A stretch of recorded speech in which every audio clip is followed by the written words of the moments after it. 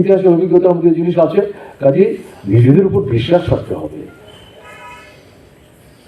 আমাদের সমস্ত চিন্তা ভাবনার মূল কথাটা কি? মার্ক্সবাদ, লেনিনবাদ। গণমুক্তি পরিষদ তাদের নির্দেশিকার প্রথম দিকে কমিউনিস্ট পার্টিতে না আসলো, সোভিয়েত দেশের ঘটনা তারা জানতে পেরেছিলেন, তখনই তাদের সাধারণ কর্মীদের মধ্যে এই মার্ক্সবাদ লেনিনবাদের উপর নিজেদের চেতনাকে সান দেওয়ার জন্য অন্যতম নির্দেশনামা ছিল।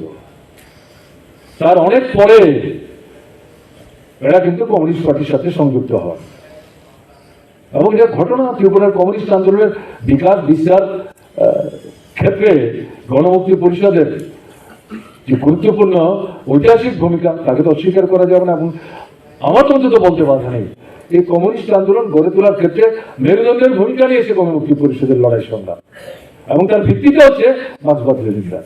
কাজে সেই জায়গায় দাঁড়িয়ে আক্রমণ আসছে। আমরা সামগ্রিক সময় হয়তো একটা জায়গায় দাঁড়িয়ে গেছি, একটু পিছন দিকে যেতে হচ্ছে।